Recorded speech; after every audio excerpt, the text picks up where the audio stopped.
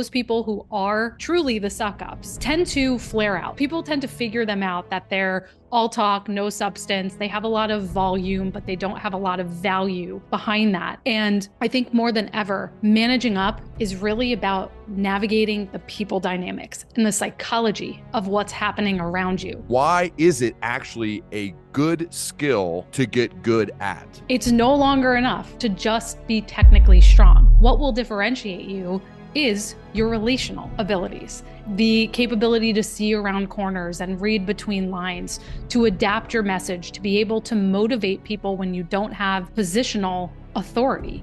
All of that is going to matter so much more. If you're someone who regards yourself as having emotional intelligence, then you have a huge leg up when it comes to this skill set, because being perceptive, thoughtful, conscientious, being a great listener, being observant of what's happening around you, understanding the subtleties and the nuances of people's behaviors, really being able to get into their pain points, their desires, and frame your messages around that. All of that is successfully managing up. And when you have high EQ, when you're sensitive to other people's needs, you can do it ethically.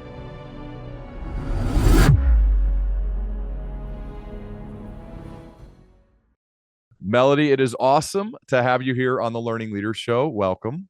Thank you so much. It's an honor. Okay, I want to go back to an earlier part of your career, and I am going to tee it up and then have you finish this story and then share some of the key learnings from it if you're cool with it. So you say, I sensed something was terribly wrong when I dialed into the conference line at 8 a.m. and heard an unfamiliar voice. Hi, Melody. I'm Janine. I'm with an external HR firm. What happened next? What happened next took me by complete surprise. I think the moral of this story is that it shouldn't have taken me by surprise. And you might imagine, if anyone has been in that situation where you get that 8 a.m. or that 5 p.m. call on your calendar that you don't quite know what it's for. And long story short, I was laid off. My role was eliminated. And why I say the moral of the story is that I should have seen that coming, is that I was not really paying attention enough to what was happening around me. I wasn't reading the room and understanding the dynamics. I was heads down, doing my job. Yet what I had failed to realize, I think I knew this, but I didn't quite connect the dots, was that I was working on a project that was really my manager's baby. And it was interesting. It was an innovation initiative. It was exciting. It fit within my skill set. But within the rest of the company, it was seen as this side project. It was seen as this tertiary thing that eventually, as time went on, I started to pick up more and more that people were seeing this as a money pit. And when I went back after that happened and I started to reflect on how did I get here? Because my performance reviews were positive. People seemed to like me and enjoy having me in the company. My manager had good feedback. And so that's why it felt so blindsiding. But as I put the pieces together, more and more people started to say, well, we really need to focus on the core business. And the subtext of that was your project is not focusing on the core business and adding to the impact and the bottom line and the vision, not aligning with the vision of where we want to go. And so it was a big, big learning lesson for me to not only be aligned with my manager, but also within the organization more broadly. And that was my own personal wake-up call of how in that way I had failed to manage up. Why did you fail to manage up when your boss probably liked, your boss even said, I'm so sorry, like whispered it. I remember reading in your book. So your boss probably felt awful. You were aligned with your boss. So it feels like you were doing a good job of managing up, but why do you say you weren't? And this is, I think, a nuance to what it means to manage up today versus how we historically have thought about it, which is please your boss, make them happy, do what they want you to do. And again, as I reflected on this, I see this very clearly in hindsight, but my intuition was telling me something wasn't quite right, especially as time went on. I felt more and more and more kind of pushed, sidelined, really is the best word for it. And I didn't have the courage to say something about that. I just sort of kept my mouth shut, did a good job, had my one-on-ones with my manager, reported on what I was doing, but I didn't push her. I didn't push her on, well, what are the real results we need to be seeing from this? And how are we sharing this with the leadership and tying this into the objectives that we're trying to reach? I didn't have those hard conversations. And that's what managing up really is. It's about being able to create the conditions for your success, even if that means you have to give tough feedback, you have to say no and push back on yet another demand. And in my case, it would have involved asking some of those more difficult questions. And, I sort of alluded to this a moment ago, but managing up has to extend beyond your boss. There's this idea that if you just have a strong relationship with your manager, everything else will fall into place. But I'm sure, as many people listening know, especially in today's world where you're on project assignments, you're in a matrixed environment, there's a reorg happening once, twice every year. Your manager may change. You may never be able to build a really strong relationship with your manager. And there's always other influencers in the mix. And that was something else I had failed to do, was build relationships beyond my boss. So she was my single point of failure. Yes, she was a strong advocate for me, but not enough. That wasn't enough. When time came for cuts, I say in the book, I had no one else who knew my work and my character and who I was enough to want to take me onto their team. And so all of that was a big learning lesson about also thinking about managing up more broadly. I love that point. As far as it goes well beyond your boss, and building real, genuinely mutually beneficial relationships throughout an organization. If it's a place where you want to stay, then that's a big part of managing up. And it's not just managing up; it's like managing around. I think that's big. One of the reasons, Melody, that when your team reached out, that I was really excited to talk to you, is because I do have some friends in life and colleagues I've worked with that when they hear the phrase that's the title of your book, they cringe a little bit, or they think of they're just a kiss up. Mm-hmm. And I completely disagree. I've gotten in arguments with people about this, about the fact that they say, oh, he's just good at managing up. That's why he got promoted over the person who should have got it, right? They like make it seem like a bad thing if somebody is good at this very necessary skill. So that's why, honestly, we're having this conversation, is because you've written a full book about this. It's really about developing and designing your dream career, I think, beyond just managing up. So let's take a higher look at this. How do you define managing up, and why is it actually a good skill to get good at?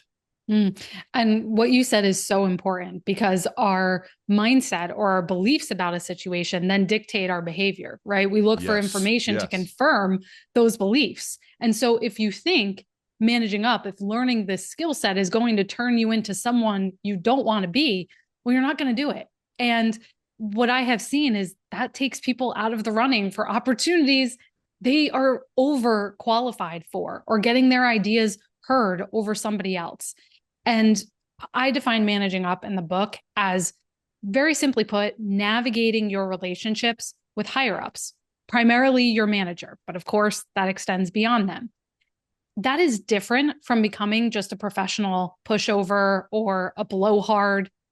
And, you and I, and I'm sure your team, because we not only work with people who want to improve in this area, but we also sit on the other side of the table and we work with executives and C-suite and leaders who have people managing up to them.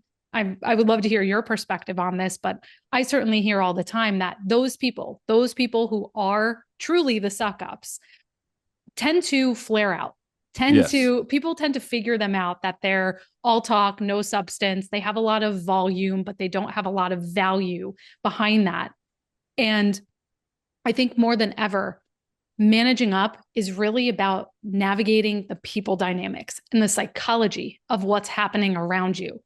It's no longer enough to just be technically strong, right? We could get into a whole conversation about how AI is starting to replace a lot of those capabilities.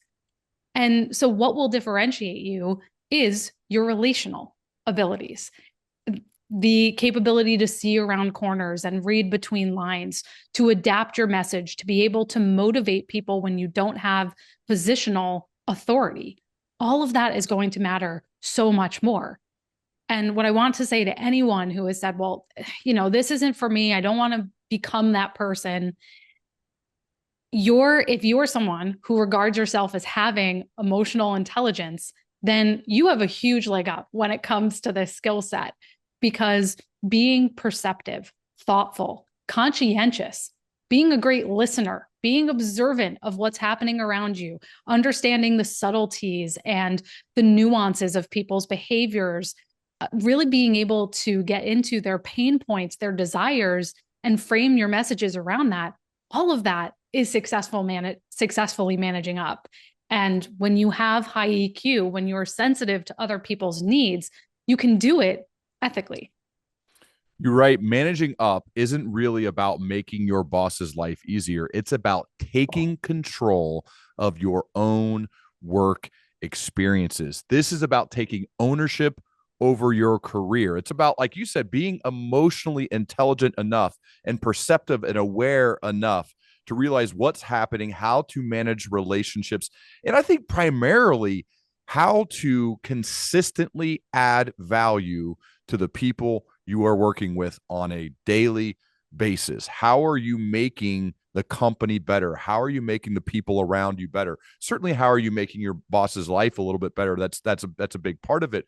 But there's so much more, and I think it's really about EQ more than anything, and taking ownership over your career more so than sucking up to somebody, because like you said, those get seen quickly and they don't last. I don't think they get promoted very high. Every once in a while there's exceptions to that rule, but for the most part it's about being a value add and taking control of your career. And I feel like that's what you're all about. Yes, I like to say focus on the triple win. Focus on areas that, yes, are a win for you, something benefits you, benefits your manager, but also benefits the organization as a whole. That's when you know you are managing up in a way that has integrity behind it. What would be like an example of that? It benefits you, it benefits your manager, and it benefits the organization as a whole. Yeah. Well, there's an entire chapter on the book called The Ownership Conversation. And that is all about, you used the word ownership a moment ago. And it's really all about when you see problems that are frustrating to you or opportunities that you would love to capitalize on, is that something that would satisfy that triple win?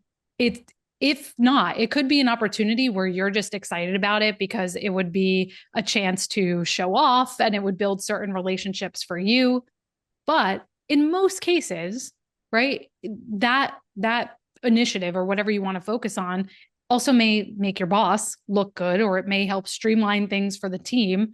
And then by virtue of that, how else does it help the organization? Like right now, I have a lot of clients who are interested in AI, and they're making the case to their manager that, hey, this would help us reduce a lot of meetings that we have, or a lot of duplicate work that we're doing. And so there's a productivity argument, not just for their manager and their manager being able to show results up to their own leadership, but also organizationally, what's the boon to productivity? Can we get ahead of our competitors?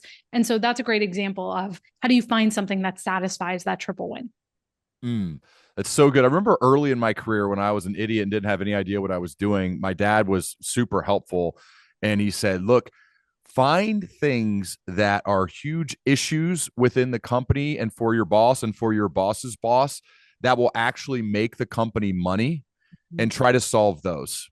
Try to go after those. Those are the projects. Those are the things that most people run away from, and that's kind of like the triple win, right? You do it, you're gonna show that you can tackle hard things. I remember I had Carly Fiorina on this podcast, Melody, years ago, and she went from being a secretary to the first Fortune 500 woman CEO, Fortune like 100 woman CEO ever.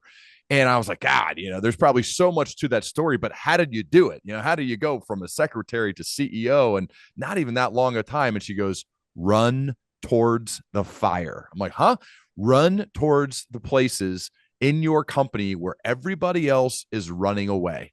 I ran towards those time and time again and solved them and gathered up coalitions of people to solve them, made the company better, made them money, saved them money, all of those things.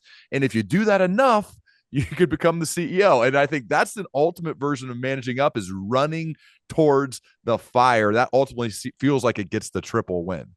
Yes, yes. And you hit on something in that chapter. I also talk about how there are types of worthwhile problems to solve, because exactly what you said, not every issue that you see is worth your time or is going to have that disproportionate benefit.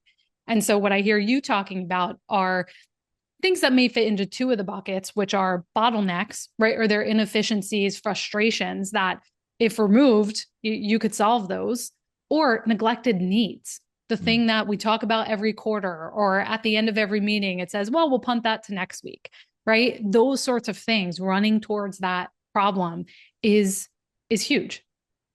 I want to get into more chapters of the book, but I'm first curious just about you, Melody. How did you get into this? Like, what made this be something you wanted to study, that you seem to be very curious about enough to do all this research and write books? What made you get into this? Yeah, it's interesting because again, I think hindsight is 2020. And so how I first got into my entire career is I started out as a therapist. And so my background is in psychology, studying human behavior, and I ran a research lab at Rutgers University for many years. And from there, I felt research was disconnected from application. And so went to school, got my master's in social work, started doing coaching. And what I noticed is that the people I were working with were very high achieving, executives at tech companies, CEOs, that sort of thing. And they were struggling with some of the emotional and mental dynamics of success, but they wanted more practicality than traditional therapy offered. And flash forward, and I've really carved out this niche for myself working with people I call sensitive strivers. Those are people that are highly sensitive, also very driven.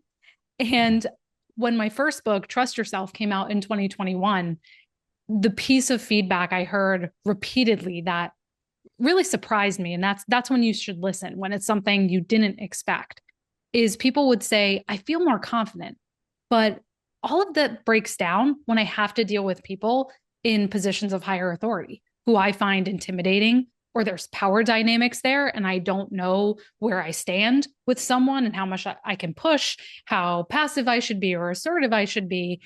And that really got me thinking. And really the whole thrust of my career over the last, 15 years has been, how do we take the understanding that we have of human behavior and how psychology works and actually apply that to where we spend 70, 80% of our time, which is our careers in the workplace.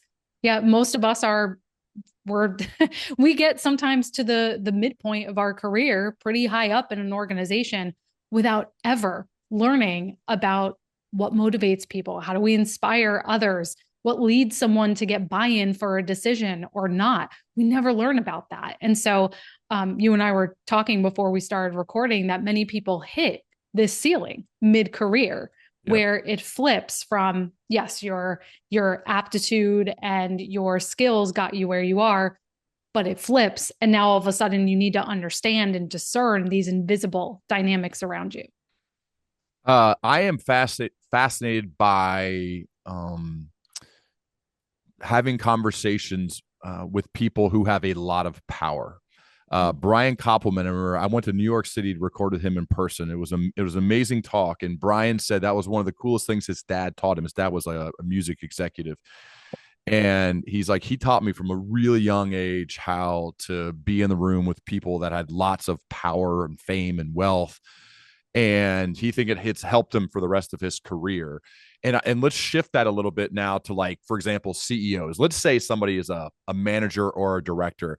And I know this is kind of a broad example, but I hope we can have some practical takeaways for this, Melody. So let's say you're a mid-level manager, director, maybe VP, and you have either like a QBR, a quarterly business review, or just a meeting on a project with the CEO of your company.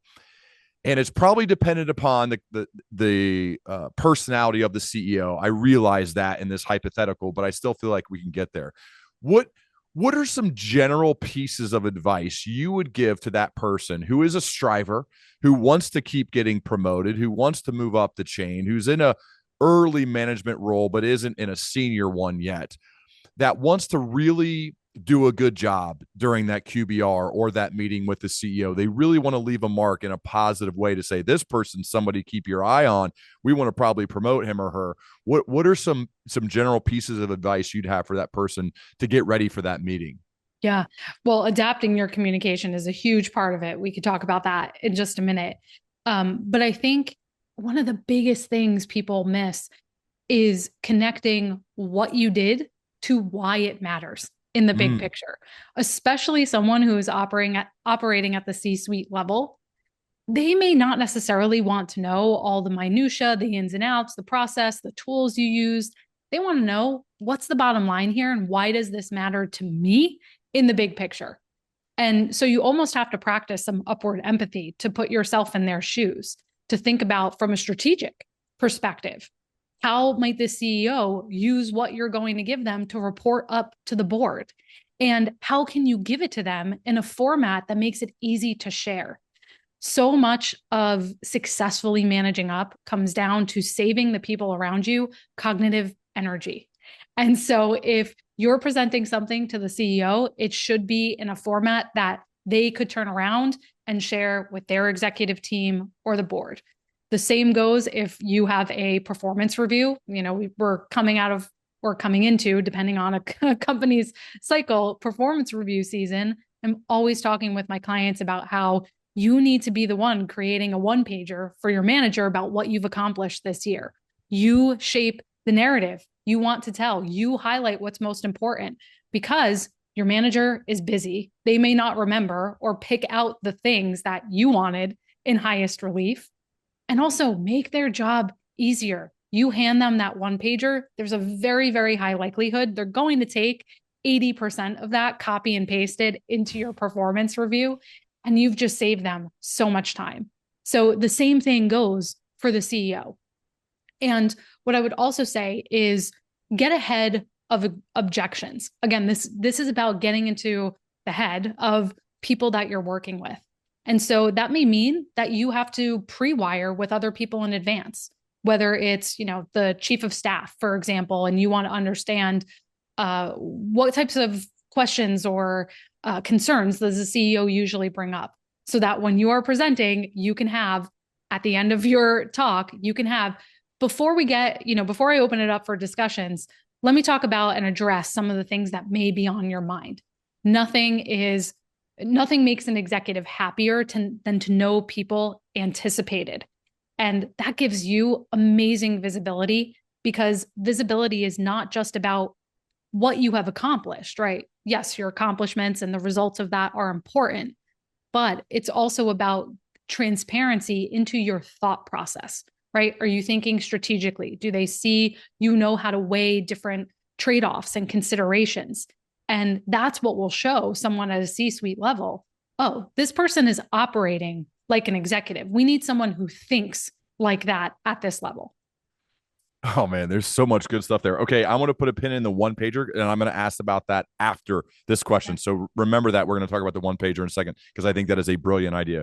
I had a meeting with the CEO years ago where I was an RSM, a regional sales manager, and we were presenting this big thing or whatever, that how we did and what we wanted to do and all this stuff and how it would impact the company. And I remember I met with this team, this collaborative team across different business units, God, a million times, putting together this insane PowerPoint deck before our big meeting with the CEO, right? Like everybody is all juiced up. People are nervous and weird.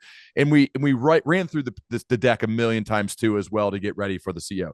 We get in there and they print it off and they hand it to the guy. And I love the guy. He's a good dude. Actually, I had dinner with him recently in Boston. And he just flips to the pages that he cares about.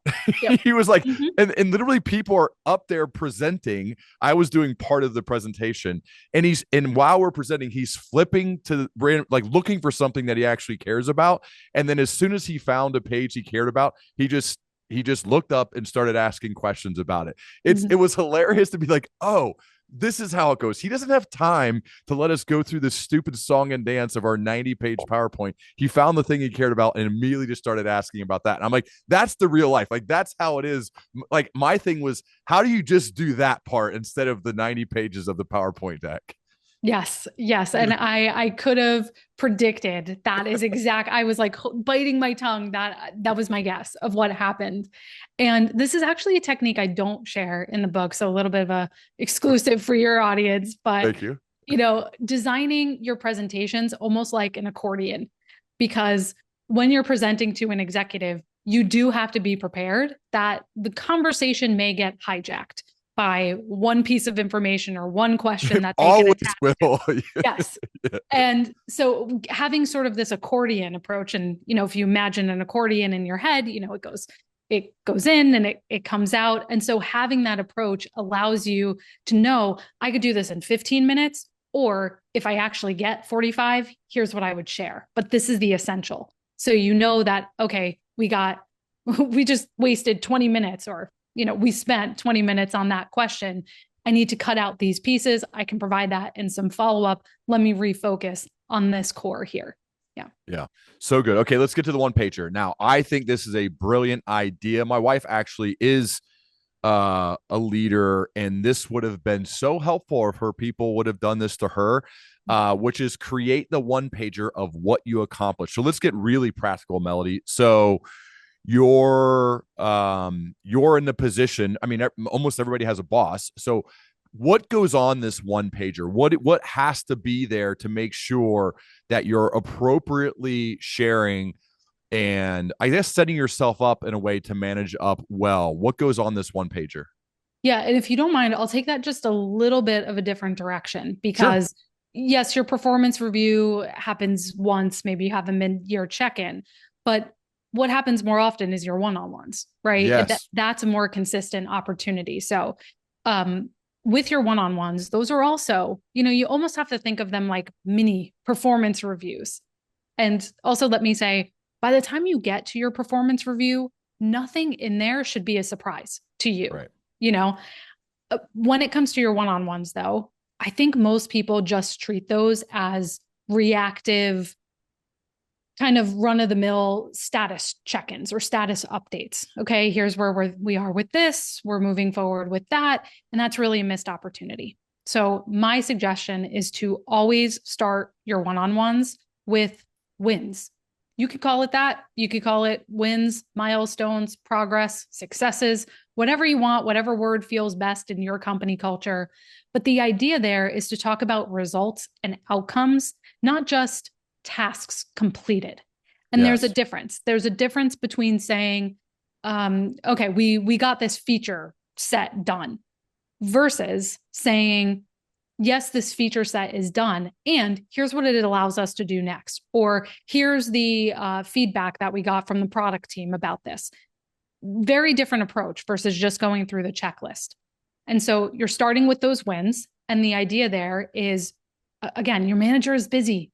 And especially in the hybrid environment, they may not know what you're doing. But this is also about moving from seeing this as self-promotion to seeing this as informing the people above you, because you have a responsibility to inform your manager of what you're doing so that they can take that information, they can run it up their own chain of command to advocate for resources or get you into the room where decisions are being made. So I think that's a fundamental shift there.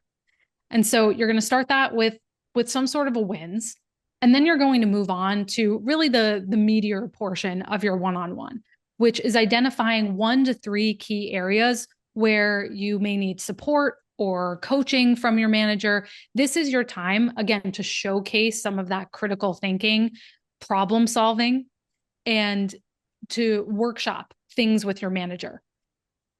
And again, the psychology behind this is starting to approach that relationship more as a trusted advisor and a partner, and also seeing your manager as a partner to you versus you just being someone who takes orders from them and your manager just spewing things at you that you need to do. And then, Taking, yeah. oh, go ahead. Sorry. I want you to finish. So we have wins, then we have sort of that workshopping section, and then you're going to ask your manager about what's coming down the pike for them. And that gives you a lot of information to know, am I working on the right things? To ask, do you need support with that? Could I step in that meeting or make this introduction for you? It allows you to, again, anticipate, find ways to inject yourself into situations, but also help your manager out. And then last is accountability or contracting. Okay, so we agreed today that I'll get you this and this by this date. And you had mentioned you were going to add me to that meeting. Would you like to do that now, or should I send a follow-up message just to make sure we get that on the calendar? Right. So there's accountability on both sides, the things you're going to be doing, but also the things you have asked for your manager and making sure you have next steps on that. Wow, that's so good. I remember one of my early mentors, a guy named Lee Revis. Lee was a West Point guy, a tank commander. And then after that, that wasn't enough incredible work serving our country. He went to Harvard Business School and he was a super fast riser. And so I was like, God, I got to get to know this guy. Well, we had these regular calls. And I remember after I got promoted, I was like 6 months into my first management role. And I was a complete idiot. And Lee's like, hey, how are you taking care of your boss? And I was trying to think of like a semi-intelligent way to answer when I had no idea what he was talking about when he said, how are you taking care of your boss? And I was like, well, and he goes, every Friday, send them a list. Because he goes, you have your one-on-ones on Monday with your boss, right? I go, yep. And he goes, okay, every Friday, at the end of the day, send them a list of real results and accomplishments of things that you did, as well as some other potential ideas for you to talk about for your one-on-ones. He'll love that. And I started doing that. And now I do that with like everybody, like clients and others. Like just the primary word there is being proactive and taking ownership of that meeting. Take ownership of it. Your boss has a million things going on. How refreshing and how great is it for them if they see you're on top of it? They have plenty of other problems and people to deal with. When you're not one of those, in fact, you're the opposite of that, you are setting yourself up. And it works, Melody, as a forcing function for you to always be looking for, okay, how are we generating results? What are we actually doing? How am I ensuring I have the pulse and the understanding of my team, of the people I'm leading, of what's going on? Because you're going to write that Friday email to get ready for that Monday one-on-one. And I like the idea of creating forcing functions as a way to make sure you're noticing, you're aware, you're on the front lines of what's happening as a leader so that you don't like get too far away and not understand what's going on in your business. Because everybody can see when there's a manager or a leader who isn't tapped into what's actually happening. And those managers usually don't last for long, and they certainly don't get promoted. So I think that idea, that's a great way to make sure you're taking care of your boss. Yes. And if I could also add to that, see, this is what I was listening to you and I was like, oh, there were things I wanted to say. Give me one sec. It'll come back. Okay. Sorry. Sorry about the tangent just going on. No. This is good. Okay. There may also be times where you don't have tangible accomplishments to show. Things are just out of your control. But the key there is you can still frame that as a win if you talk about, here's how we're tackling this. Here's how we're thinking through this. So it doesn't always have to be that things are sunshine and rainbows and working out perfectly. That's not going to be the case. But your job is to show, even when things are difficult and not going according to plan, here's how I am approaching that. And I think another thing about this one-on-one structure or nudging your relationship in this direction of partnership is that the structure we're talking about here also unearths areas where you can leverage your boss's power to get things done. And what I mean by that is often I will have a lot of clients, again, matrix environments, really complex projects, lots of people involved. And sometimes for whatever reason, they just can't break through. Someone's not listening to them or following through on something, whatever it is. And when you've built this relationship with your manager, it allows you to say, we've hit a barrier on this project. And what I think would be really helpful at this point is if you came to the meeting and you sent the message that this is a priority for us, because I think people need to hear that from you. And that shows just next level organizational awareness that I think is just unmatched and that most people are not doing at all. Also, like, I love it if someone who works for me gives me a chance to kind of come in and help out. That's a great feeling. As I remember being a VP of sales, when they would say things like, and they may have been like puffing my ego, hey, it would really help to have you in this meeting, even if you're just there, just to kind of help push this one over the edge. You being there is really important. And I think, there's a number of reasons. One, that may just simply have been the truth. It also could have been them asking, like, hey, I want to show off to show you how good I am. Or it could have just tried to make me feel good. But either way, like, it was a win for the company. It was a win for that person. And I like people who are proactive like that. Okay, I want to get in, Melly, if you're good with it, a few of the other parts of your book and the different types of you've organized it in the types of conversations that you want to have. And I was really drawn to the feedback one, okay? Because I think this one is tough. Normally you think of feedback and you think of like the boss gives the person that works for them feedback. Yes, that is part of it. We're talking about it going the other way. How does somebody get good and set up their relationship to effectively give feedback up instead of just giving feedback down? Yes. Yes. And, as you mentioned, there's 10 conversations in the book. And I believe feedback, I don't want to get this wrong, but I believe feedback is number 5. And so there are 4 other conversations before it. And that's important because the first one is alignment, right? We talked a little bit about that. You want me to go through the 10 real quick? Let's go through the first 5. I think that would be, alignment, styles, ownership, boundaries, and then feedback. So alignment, styles, ownership, boundaries, then feedback. So the order matters. The order matters a lot. Okay. The order matters. And specifically, just for a moment, we can loop back to this, but styles is important here because you have to understand your manager's frame of reference, how they see the world, what they're motivated by, because that influences how you're going to frame your feedback and present your feedback about the importance of why this change needs to happen. But let me leave that there for 1 second. So many of these conversations, you can't just dive into them without doing some kind of pre-work and self-searching to get yourself in the right mindset and position to have it successfully. And with the feedback conversation, I talk about defining your A, B, C's. A is the assumption you are making. Usually this is the negative label you're putting on that person. They're a micromanager. They can't give clear instructions to save their life. They're playing favorites with this other person, right? It's usually some sort of accusation, even about their behavior. So define what you think the A is, then go to B. B is for behavior. If you were watching a movie, how would you be able to know or define that this person was a micromanager? I had a client a few weeks ago who was saying, when I'm presenting to this certain client, my manager is asking to see every single slide and communication that's going out to this company. That's a behavior you can work with. And the most successful feedback focuses on the behavior, not the assumption or the accusation. And so define the behavior. And then C is all about what is the change you would like to see? Because it's not going to go over well if you just go to your manager and dump a complaint on them and say, well, you need to change, be better. It's going to go over much well, and you will get more of the actual solution you want and you think would be most helpful if you come with a proposal or a question. Like, let's say with a micromanager, you could say, could we sit down? I can bring you an understanding of what areas I think I can operate independently versus where your oversight would continue to be useful, and we can work through that together and come to an agreement.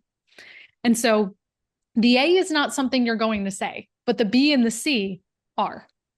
And when it comes to actually having that conversation, like, you have to bring it up and sort of have the can we talk moment. You do want to start with getting some micro agreement. Like, hey, is this a good time to chat about XYZ? Or do you have a minute for this? get the person's buy-in and permission. And always try to find a way to create a shared goal, because trust is built on, in the research, they call this benevolence, right? And benevolence is a fancy word for, does someone feel like you have their best interest at heart? Are you for them instead of against them? And benevolence in this case may be, I really care about the success of our team, or I know this client is really important to us. I hope you would agree with that. So that's why I wanted to talk about this. And that sets up the stage for someone to be much more receptive. I think this can be tough when you work for, and I have a person in my head right now, unfortunately, I'm sure most people do, that is perfect in their mind. They've got it all figured out. They don't need to read books or listen to podcasts. They know it all. A bit of narcissism, perhaps. Massive ego, whatever, all that stuff. We're all picturing that person. You want to give them feedback because there's so much to give, but you also realize, is this going to like ruin everything? Are those the situations that you just suck it up and deal with it until you go to the next place? Or like, how do you manage through a boss like that, where there's so much there that it's beyond assumptions? They're kind of facts, and it's known throughout the place. And again, we probably all literally have that thought bubble going up right now of an actual person, and I certainly do. What's the best way to manage through that when you have the narcissistic kind of ego fueled boss? Yeah, a couple of things. So, before we get to the narcissistic kind, right? There are some questions you do need to ask yourself, because you can't give feedback on everything and anything. If you do that, it withdraws from the bank of social capital you have with that person until it's like you have nothing left. And so you need to think about, has this happened before, right? You don't necessarily want to give feedback on something that the person could have had a bad day, could have been circumstantial. And so has it happened twice, 3 times, or have you seen it with multiple people across multiple projects? Try to look for that kind of rule of 3s, that it is a pattern. Do you have all the facts of the situation? Again, have you talked to other people who are involved, or do you really understand the full scope of the pressures your manager may be under that's influencing them to act a certain way? And I think another helpful question is, will there be consequences if I don't give this feedback soon? Or I've been actually talking to a lot of clients recently who are saying, if this manager doesn't change something, I have my direct reports telling me they're going to quit. And we're going to be up a creek if we lose, 3, 5 of our people and have to replace them. And so that's a big consequence that necessitates you giving that feedback sooner rather than later. And then I think when you're dealing with a narcissistic manager, it's kind of a different ballgame there, right? There's only starts to become so much you can do. This is where having other advocates beyond your boss comes into play, because you also need people to give you a reality check. It's very easy to personalize your manager's behavior and think, I'm the only person they cut off or are constantly changing the goalpost on. And you need other people who can say, no, that's kind of the way they operate.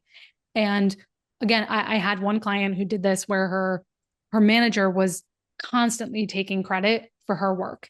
And it unfortunately seemed to be a pattern where he wasn't doing this with some of the male colleagues, but with a lot of the female colleagues, he was. And so she kind of got more information about what was going on, but she really made a point of putting so much more of her energy in building other allies throughout the company. She volunteered for conferences that they were putting together. She would run panels, so she would meet other executives. And that eventually allowed her to build enough of a relationship with someone who said, my colleagues hiring in this other team, you would be a great fit for it. And they poached her out of that team. And so she sort of had to bide her time. But, I think all of this speaks to the fact that sometimes your mental health is more important at the end of the day. And you have to weigh, will giving this feedback, am I prepared mentally and emotionally to deal with potential fallout from giving this feedback. And a lot of managing up is also pressure testing if this is an environment where you want to be. Right. Because the people I work with, I'm sure the people that listen to this show are folks that want to put their head on the pillow at night and think, I did everything in my power to make this work. And at the end of the day, it's just not where I'm meant to be or not where I can be successful. Yeah. And so if you try to have the feedback conversation, and in the book, I give lots of techniques for how do you deal with resistance and, pushback that you get. But at the end of the day, if someone is chronically gaslighting you, throwing you under the bus, you truly are working with a narcissist, then this is going to help you realize that sooner rather than later so that you can confidently make a choice to move on. Yep. Okay. I could go on about that forever. I'm going to move on. Okay. Like people should do if they find themselves in that spot. Okay. Yes. The advancement conversation. So I know this happens at a lot of companies now, which when they do these employee opinion surveys, EOS for short, that I think a lot call them. One of the big things that pops up is employees say, well, there's not enough room for advancement. Well, that's because there's only so many jobs in leadership, and there's a lot more individual contributor jobs. So let's say somebody feels like they're doing a really good job. They want to have the advancement conversation. They want to get promoted. They want to have this upward trajectory at their company. How do you have this conversation? How do you make sure that everyone is aware that you want to advance, that you want to get promoted, and what's the right way to do it? You have to start much earlier than you think you might have to. Yes. And that goes exactly to what you were saying, that there are limited opportunities. And, I also think reframing what advancement means, because yes, there may be limited promotion spots. I work with some clients who will say, I only have 2 promotions I can give this year. That's it. And so you may have to think more creatively about what advancement means to you, whether it's a stretch project, maybe it's growing your team size from 2 to 4 people. Maybe it's being able to shadow a different part of the company or own a bigger budget. You may have to think more broadly. But regardless of what you want that to look like to you, you need to start planting seeds early. Because as I said before, nothing that comes at the performance review should be a surprise. And you definitely should not wait until that moment to say to your manager, well, I thought I was getting a promotion. I thought that was in the bag, because that decision has been made months in advance when budgets are being allocated and calibration is happening and headcount is being determined. And so early on, maybe 3 to 6 months in advance, you need to have a conversation with your manager to say, hey, in the coming year, I would love to move from manager to director level. What would you need to see in order to feel comfortable with that? And that does a few things. Number one, it puts your advancement front of mind for them, so they take it more seriously. It's not an afterthought. Number two, it allows you to surface objections or concerns they may have about your readiness, or maybe you find out other people need to be involved in this decision. You learn more about the process to get there. And it helps you start building a roadmap that you can work against. So over time, I recommend also setting aside one-on-one a quarter that you earmark specifically for professional development, because it's very easy for that to just get lost in the shuffle of the day-to-day.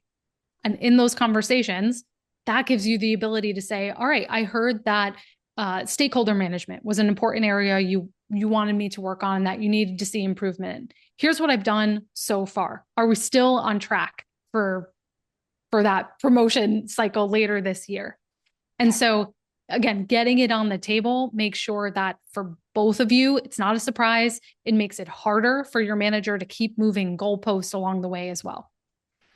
I think that goes both ways. If you're in a leadership position, a senior leadership position, there should be the feedback and coaching for the current moment stuff, projects, things you're working on, goals that are set for this quarter, this day, this week, this month.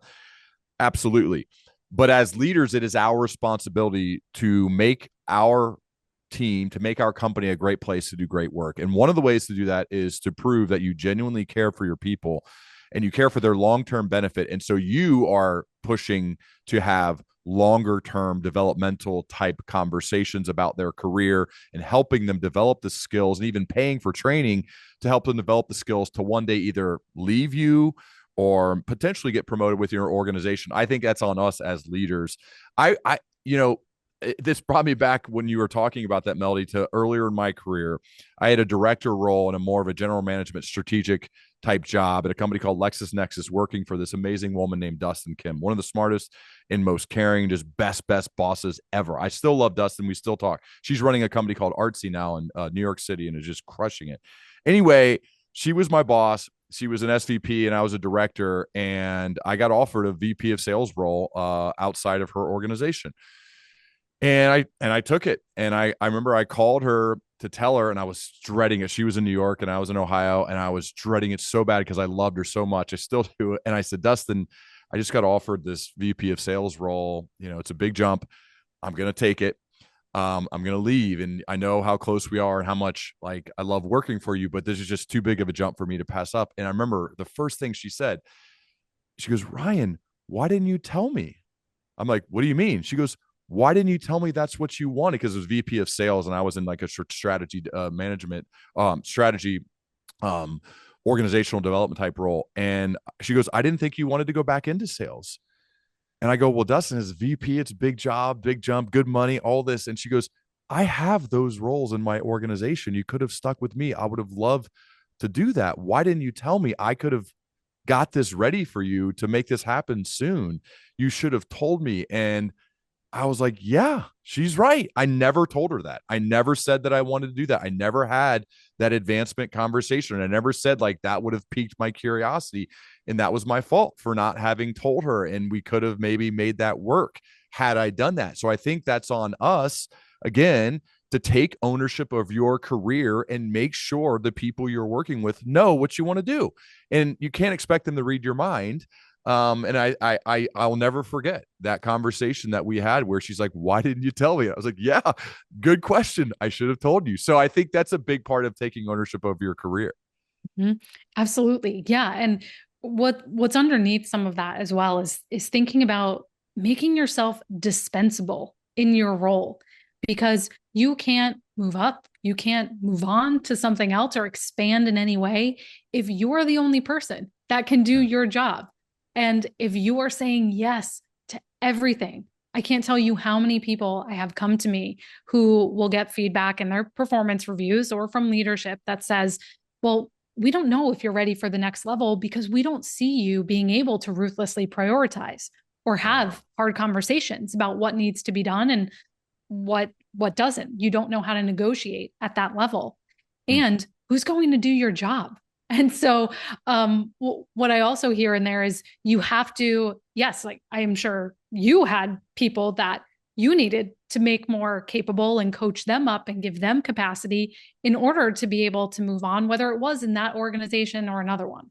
Yeah, so true. The money conversation, right? I think everybody's curious about this one. The money. When is the right time to negotiate salary? How do I make sure I'm getting the compensation I deserve? How, Melody, this one could go on forever. How do you do the money conversation? When do you do it? What's the best way to do it? Yes, money loaded topic, right? And there's never a right time because it's always a difficult topic and some things will always be opaque to you. You won't always be able to have transparency, but sometimes are better than others, right? You need to keep your finger on the pulse of how is the company doing? Do we have job postings going up, or are we in a time of austerity and cost cutting? And so read the room. But when it comes to asking for money, what I find the biggest mistake people make is they focus too much on what they've already done and not enough on what they can do given greater compensation.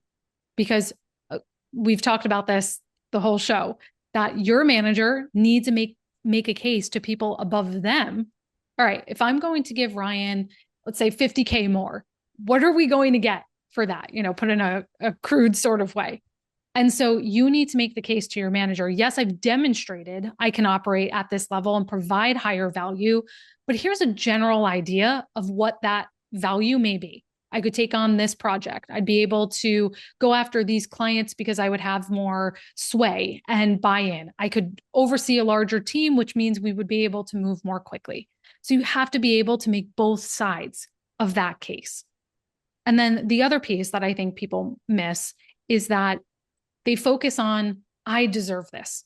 I would like this money because I deserve it. And that may be true, but you will be much more successful if you frame it in terms of fairness.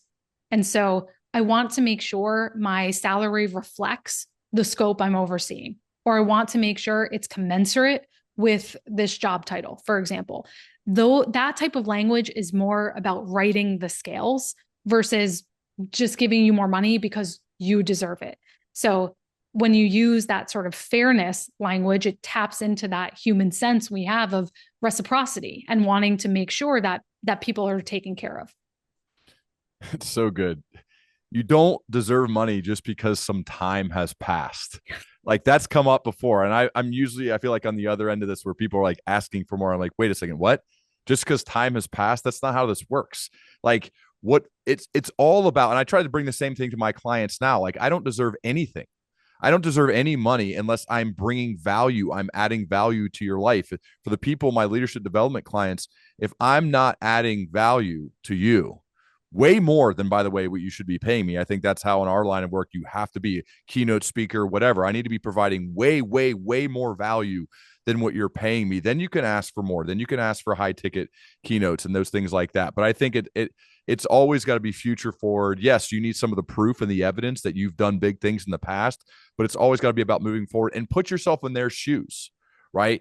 And especially if it's like an owner or somebody who it's legitimately their money, like you got to think about the value that you are adding moving forward, regardless of what you think you deserve. I think that's so big. Okay, Melody, we're right at time. I am curious if you have time for one more question. Yeah.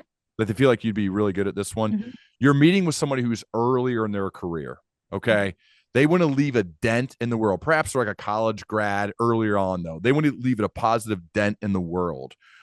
What are some general pieces of life/career advice you give to the person who isn't quite sure what they want to do other than the fact that they want to leave a positive impact? Wow. What a question. I think something I had to learn the hard way that I come back to many, many times in my career is you teach people how to treat you. And you can't make a positive impact if you are running yourself ragged, if you are, staying up till 11 p.m. responding to emails. You teach people how to treat you. And so if you stay silent, you may inadvertently be teaching people that you don't have anything of value to say. Or if you don't interject after someone has talked over you in a meeting, again, you may be inadvertently teaching people that your opinion doesn't have to be valued. Or if you respond to emails within 2 minutes of receiving them on a Saturday, that your time is not valuable.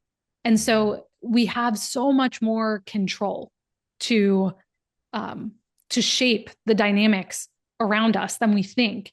And when you do that, how people respond to you, when you show up differently, how people respond to you also changes as well. That's one thing I should say. And then the second goes back to what we were talking about way at the beginning, is that this idea of managing up is sleazy, it's gross, conniving, it's something you shouldn't do.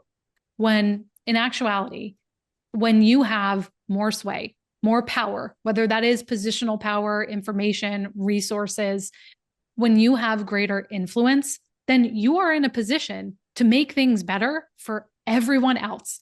And so if you are a good-hearted, genuine person, then we need more people like you in power. We need people like you making decisions at the highest level.